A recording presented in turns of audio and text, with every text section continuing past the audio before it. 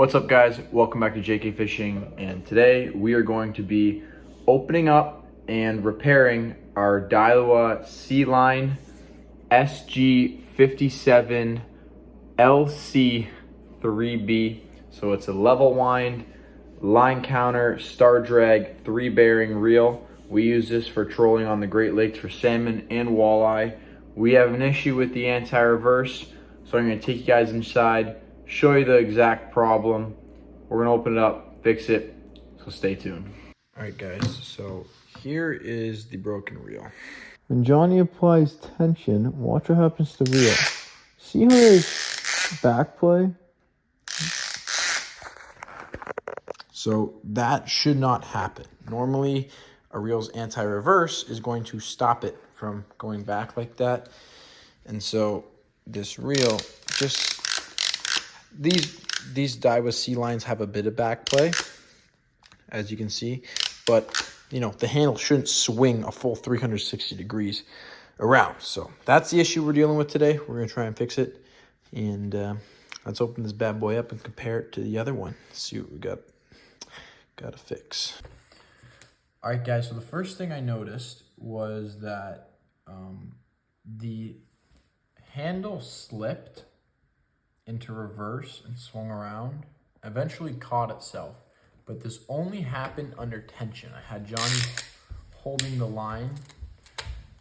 As you can see, there we go. If I jam it hard enough, there is some, but right there. See, but it does catch, which means I think that the anti-reverse gear itself, I haven't looked at the schematics yet, but I have opened these reels up before. I think the anti-reverse gear is a little bit wobbly. So I'm gonna open this reel up and we're gonna see. It is a star drag reel, so it's a pretty straightforward reel to take apart. So we're gonna jump right into that. I'm gonna take this side plate off and we'll see you there.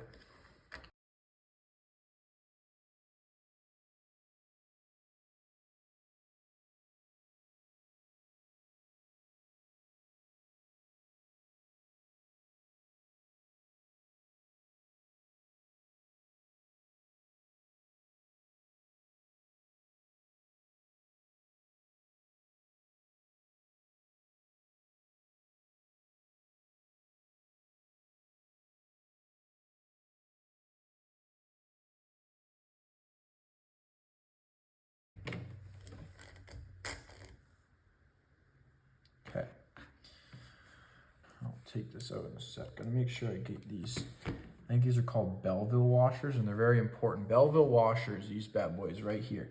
See, they're a little curved.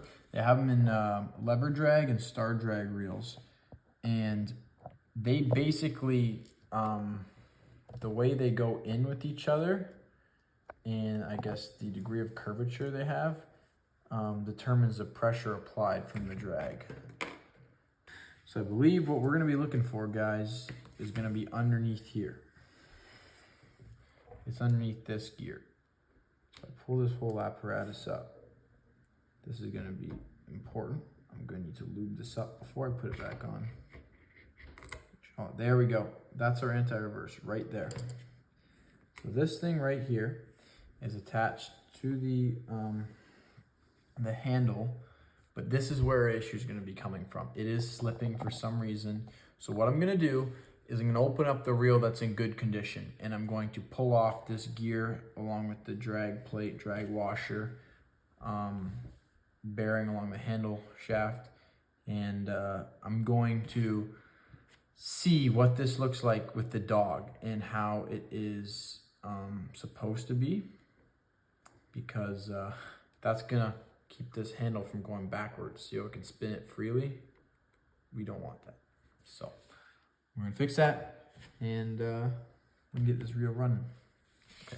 All right, guys, so I opened up the working reel, and when I did try to pull off the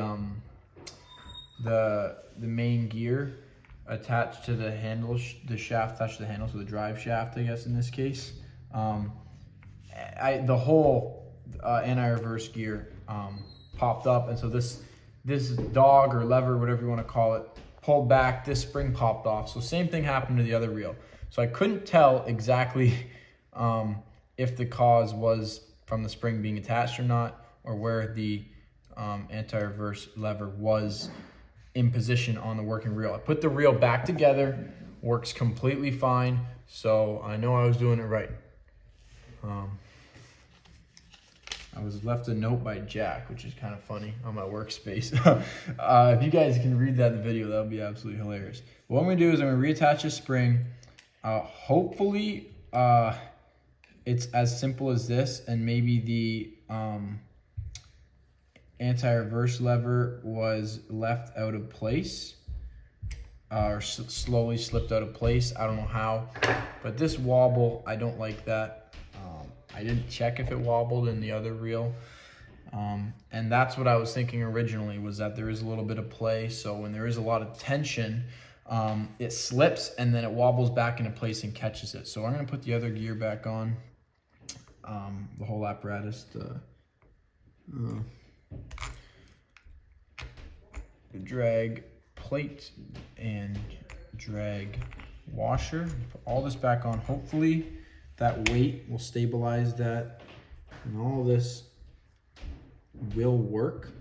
So I'm going to put it together and we're going to see. If not, we're going to have to open it back up.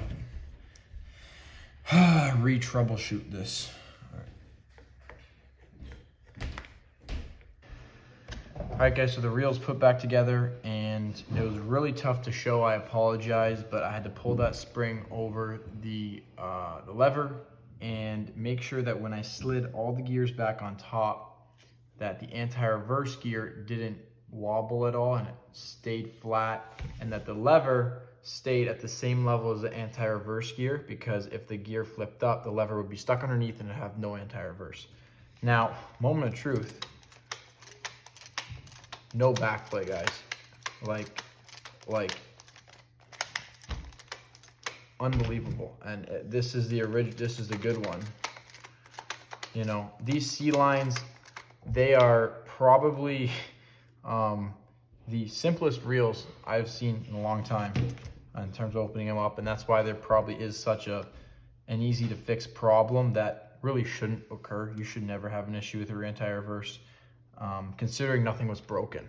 You know, nothing should ever slip. So I think with these Sealines, sometimes if you loosen, I don't know, I guess if you loosen the drag and the drag washers aren't really pushing against everything on that shaft, that anti-reverse is going to lift up because there's not as much tension, and that lever could slip underneath, and you might need to fix it. This is the first time it's happened to us, but definitely not impressed by that happening, but that is how you fix it. It is the anti-reverse. Nothing was broken, so if your reel does under tension fly back, that's why. So you got to go in and fix it. If you guys have any questions about how I did this, any further descriptions, don't be afraid to comment down below. I know this video is a bit patchy, but I hope I showed you guys enough. I am not a certified reel technician. I'm just showing you guys how to do it yourself, save you guys $50, $100. So anyways, guys, thanks for watching, and I'll see you next time on JK Fishing.